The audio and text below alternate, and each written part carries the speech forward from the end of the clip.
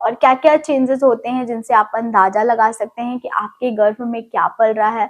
Pregnancy में बहुत सारे बदलाव होते हैं, कहा जाता है कुछ हार्मोनल चेंजेस के कारण होते हैं, कुछ आपकी बॉडी में आपको खुद लाने पड़ते हैं क्योंकि आपकी बॉडी में बहुत सारे प्रॉब्लम्स चल रहे होते हैं, जिसकी वजह से आपको अपना ध्यान रखना पड़ता है और आपको अपनी बॉडी में चेंजेस लाना पड़ता है। जैसे बहुत आराम से उठना, बहुत आराम से बैठना, बहुत आराम से चलना, बहुत सारी चीज़ों का ध्यान रखना, जैसे कि बहुत ज़्यादा देर तक खड़े नहीं रहना, बहुत ज़्यादा देर तक बैठे नहीं। पहली बार विज़िट किए हैं, मुझे पहली बार देख रहे हैं तो मेक श्योर करें कि मेरे चैनल को सब्सक्राइब कर दें, मेरे वीडियोज़ को लाइक कर दें, अच्छा लगेगा तो ज़रूर लाइक कीजिएगा और शेयर कर दें स्पेशली उन लेडीज़ के साथ जो प्रेग्नेंट है तो उनको बहुत ज़्यादा हेल्प मिलेगी।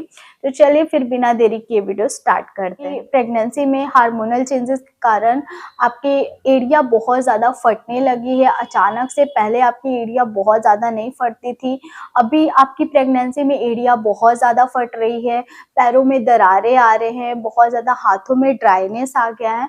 तो कहा जाता है कि अगर हाथों में आपके बहुत ज़्यादा ड्राइनेस आ गया है तो कहा जाता है आपने लड़का कंसीव होता है कि अगर आप अपना केयर नहीं कर रहे हैं तो इसकी वजह से भी कई बार एड़ियाँ बहुत ज़्यादा फटती है और आपकी बहुत ज़्यादा ड्राई रह रही है। तो आप देखिए कि आपकी एड़ियाँ क्यों फट रही है, क्या आप नंगे पैर ज़्यादा चल रहे हैं या फिर आप बहुत दिनों से अपने पैरों की केयर नहीं की है इसकी वजह से फट रही है, या फिर आपकी एड़ियाँ पहले नहीं फटती थी अभी फटना स्टार्ट हो गई है। तो कहीं ना कहीं आप अंदाज़ा लगा सकते हैं कि अगर ऐसा है कि आपकी एड़ियाँ अभी ज़्यादा फट रही है तो कहीं ना कहीं आप अंदाज़ा लगा सकते हैं कि आपको लड़की होगी, क्योंकि मेरी लड़की के टाइम पे भी मेरे पैरों में दरारें आ गई थी। ऐसे नॉर्मल डेज में मेरे पैर मतलब बहुत ज़्यादा सॉफ्ट तो नहीं है लेकिन दरारें नहीं पड़ती है, लेकिन उस टाइम पे ज़्यादा ही फटने लगी थी। जबकि मैं स्लीपर्स पहन के भी घर में रहती थी उसके बाद भी मेरे पैर फटने लगे थे। जैसे अगर आपके पैर बहुत ज़्यादा सुंदर हो गए हैं, पिंक हो गए हैं,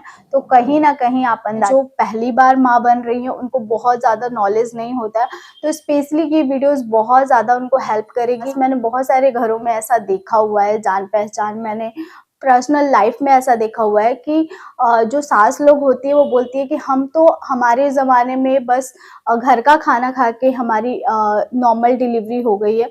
तो वो सब चीज़ें भूल जाइए, आज के जो ज़माना है, क्योंकि आज के ज़माने में बहुत ज़्यादा मिलावट वाली चीज़ें आने लगी है, घर की चीज़ें कुछ नहीं।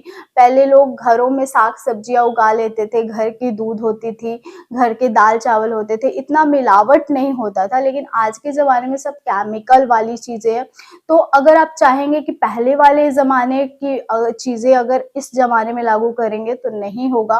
पहले के लोग बिना दवाई खाए, बिना दूध पिए, बिना फ्रूट खाए अपना बच्चा अच्छे से डिलीवर कर लेते थे, लेकिन आज के ज़माने में ऐसा नहीं होता है। आज के ज़माने में अगर टाइम टू टाइम आप अल्ट्रासाउंड नहीं कराएंगे, डॉक्टर ने बोला अल्ट्रासाउंड कराने, और आप अपने घर वालों का या फिर अगल बगल के लोगों का बात सुन के कि हम तो हमारे ज़माने में अल्ट्रासाउंड नहीं कराए थे, हम तो हमारे ज़माने में दूध नहीं पिए थे, हम तो फ्रूट नहीं खाए थे। हमारी आपने सुना होगा कि पहले हमारी जो दादी नानी होती थी वो बोलती थी कि पोछा लगाओ, पोछा लगाने से नॉर्मल डिलीवरी होगी।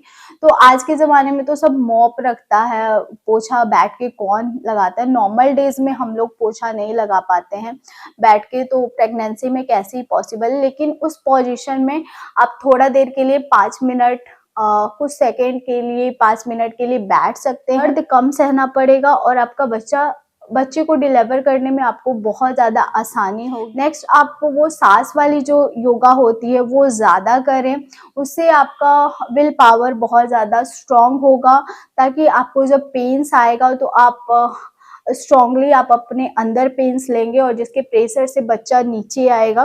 तो ये सारी चीज़ें आपको ध्यान रखनी। मेरी हाउस हेल्पर भी आती है, वो लोग सुबह में काम कर रही है, दूसरे के घर में पोछा लगा रही है और वो लोग घर पे जा रही है, तो नॉर्मल 1-2 घंटे के अंदर उन लोगों का बच्चा हो जाता है बहुत आराम से। तो वो क्यों होता है? क्योंकि वो लोग बहुत ज़्यादा एक्टिव रखती हैं अपनी बॉडी को।